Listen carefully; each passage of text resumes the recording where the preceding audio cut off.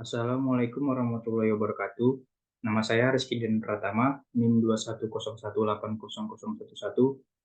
Di sini saya akan menjelaskan penerapan SCM, ERP, dan CRM pada perusahaan yang ingin saya bangun. Di sini saya ingin membangun usaha atau perusahaan yang bernama Kerupuk Rasa Nusantara. Profil perusahaan.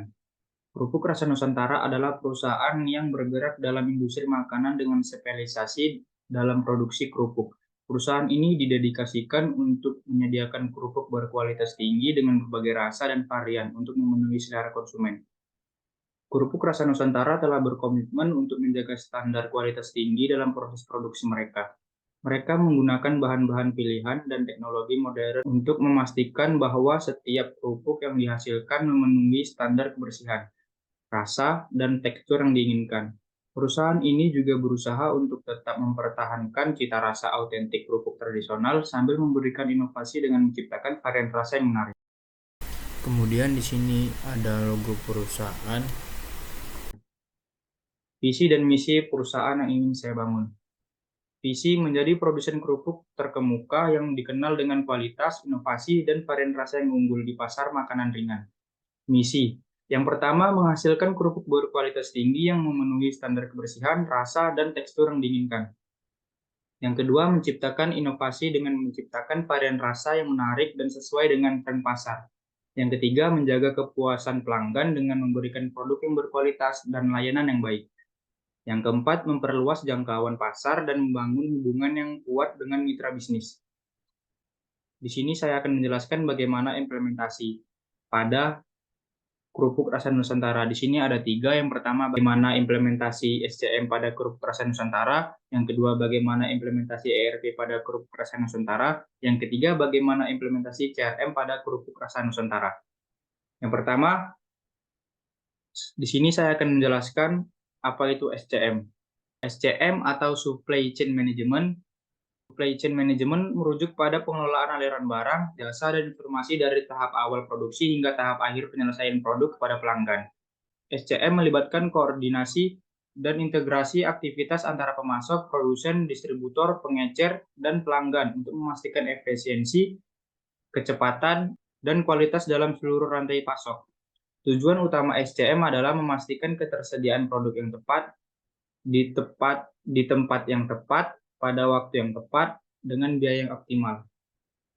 Proses supply chain management. Yang pertama, customer, rantai pertama yang memberi order. Yang kedua, planning, mempersiapkan perencanaan produksi. Yang ketiga, purchasing, pemasukan bahan mentah dan pendukung. Yang keempat, inventory, hasil produksi disimpan di dalam gudang. Yang kelima, production atau produksi, melakukan produksi barang untuk customer.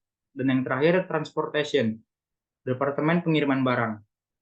Proses SCM, customer. Pada bagian perusahaan, customer merupakan mata rantai pertama yang memberikan order. Customer memutuskan untuk membeli produk yang ditawarkan oleh perusahaan yang bersangkutan dengan menghubungi sales perusahaan tersebut. Informasi penting yang terdapat dalam pesanan tersebut diantaranya seperti tanggal pengiriman produk dan jumlah yang diinginkan untuk produk yang dipesan. Yang kedua, planning. Setelah customer membuat pesanan yang diinginkan, planning departemen akan mempersiapkan perencanaan produksi untuk memproduksi produk yang dibutuhkan oleh customer. Pada tahap ini, departemen planning juga menyadari akan adanya kebutuhan terhadap bahan baku dan bahan-bahan pendukungnya. Yang ketiga, purchasing.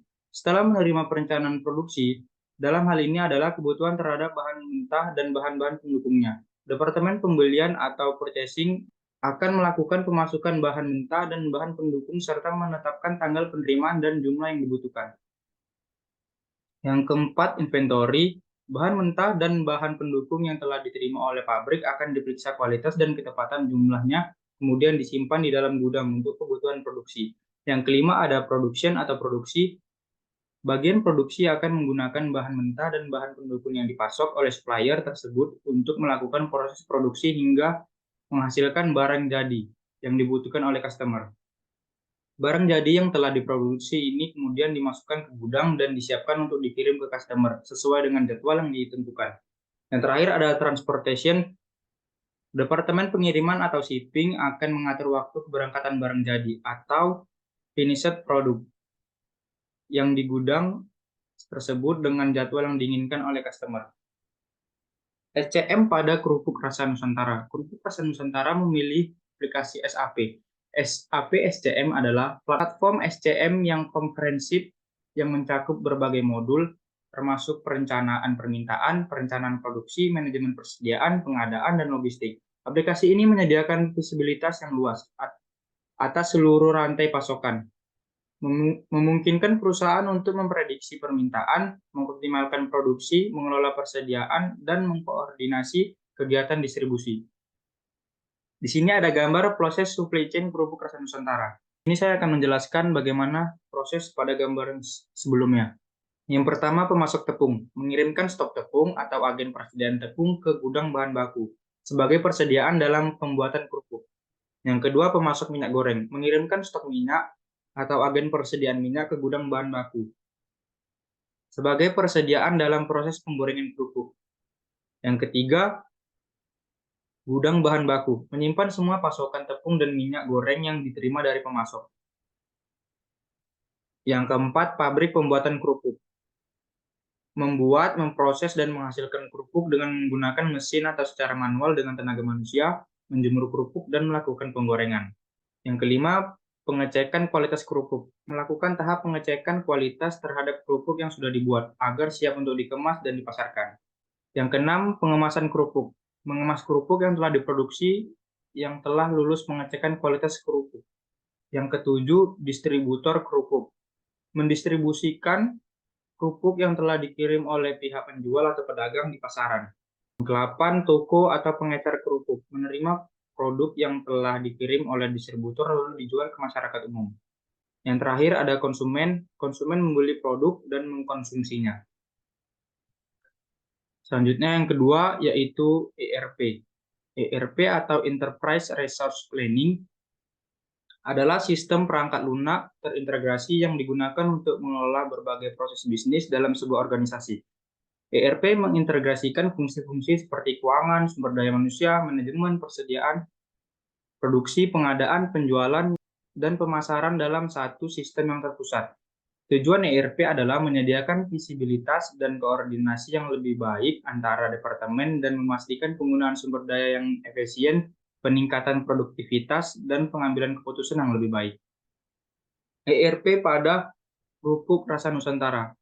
Salah satu aplikasi ERP yang mungkin cocok untuk perusahaan kerupuk rasa Nusantara adalah Odoo ERP. Odoo ERP adalah platform perangkat lunak yang terintegrasi yang menyediakan berbagai modul untuk mengelola proses bisnis yang berbeda dalam sebuah organisasi.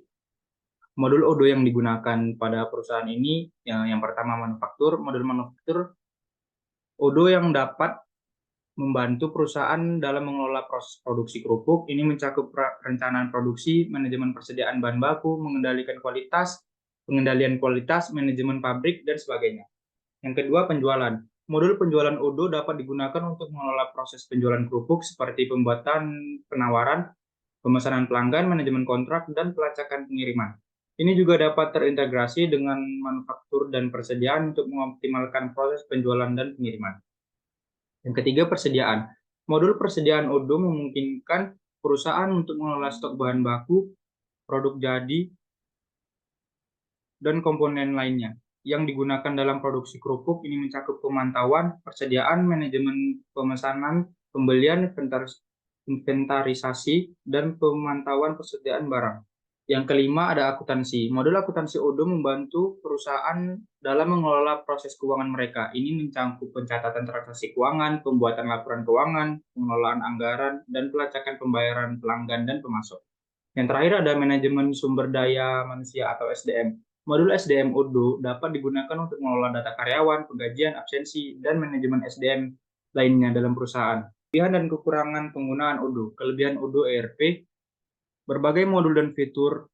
Odoo ERP menawarkan berbagai modul dan fitur yang mencakup berbagai aspek bisnis seperti manufaktur, persediaan, penjualan, akuntansi, dan sumber daya manusia. Hal ini memungkinkan perusahaan untuk mengelola berbagai aspek bisnis dalam satu platform terintegrasi. Antarmuka pengguna yang ramah. Odoo ERP menyediakan antarmuka pengguna yang intuitif dan ramah, membuatnya mudah digunakan oleh pengguna yang tidak memiliki latar belakang teknis yang kuat. Fitur drag and drop dan navigasi yang mudah membantu meningkatkan efisiensi pengguna. Kekurangan Odoo ERP. Yang pertama, biaya implementasi. Implementasi O2ERP dapat melibatkan biaya yang signifikan tergantung pada ukuran perusahaan, kompleksitas proyek, dan kebutuhan spesifik. Perlu memperhitungkan biaya lisensi, integrasi, kostumisasi, pelatihan, dan dukungan teknis. Yang kedua, kurva pembelajaran. Meskipun O2ERP memiliki antarmuka pengguna yang intuitif, masih membutuhkan waktu untuk mempelajari fungsionalitas dan operasi yang lengkap. Proses migrasi dan pelatihan dapat memerlukan waktu dan upaya tambahan dari tim implementasi dan pengguna. Yang ketiga, ketergantungan pada vendor. O2ERP adalah solusi perangkat lunak yang dikembangkan dan didukung oleh Odoo. Ketergantungan pada satu vendor dapat menghadirkan resiko jika ada perubahan dalam dukungan atau strategi pengembangan di masa depan. Yang terakhir, customization complexities. Meskipun O2ERP menawarkan fleksibilitas dalam menyesuaikan dengan kebutuhan bisnis, kostumisasi yang kompleks dapat menjadi rumit dan memerlukan pengetahuan teknis yang kuat. Perlu mempertimbangkan biaya dan waktu yang terlibat dalam kostumisasi yang lebih lanjut. Yang terakhir, CRM. CRM atau Customer Relationship Management adalah pendekatan strategis dan sistem untuk mengelola hubungan dengan pelanggan. CRM melibatkan pengumpulan, analisis, dan pengelolaan informasi pelanggan untuk memahami kebutuhan, preferensi, dan perilaku pelanggan. Dengan menggunakan data pelanggan, CRM membantu perusahaan dalam mengembangkan strategi pemasaran yang lebih baik, meningkatkan layanan pelanggan, membangun loyalitas, dan meningkatkan kepuasan pelanggan. CRM juga memungkinkan interaksi yang lebih efektif antara perusahaan dan pelanggan melalui berbagai saluran komunikasi. Tujuan CRM yang pertama meningkatkan hubungan antar perusahaan dengan pelanggan yang sudah ada. Yang kedua, menyediakan informasi yang lengkap mengenai pelanggan. Yang ketiga, menggunakan informasi yang terintegrasi. Yang keempat, menghasilkan konsistensi dalam prosedur dan proses saluran jawaban kepada pelanggan. Yang terakhir, mendukung proses penjualan berulang kepada pelanggan. CRM pada kerupuk rasa Nusantara. Di sini CRM melakukan pendekatan melalui media sosial, melalui media TV, cetak, dan elektronik. Namun pendekatan many to many menjadi salah satu pendekatan yang lebih efektif dengan slogannya, yaitu semua orang suka kerupuk. Salah satu bentuk brand awareness. Berikut customer relationship yang diterapkan. Yang pertama, Nadel Community, Distribution Channel, Partner, Health Institute, Supply Chain atau Activity Configuration, dan yang terakhir media cetak dan elektronik. Sekian yang dapat saya sampaikan.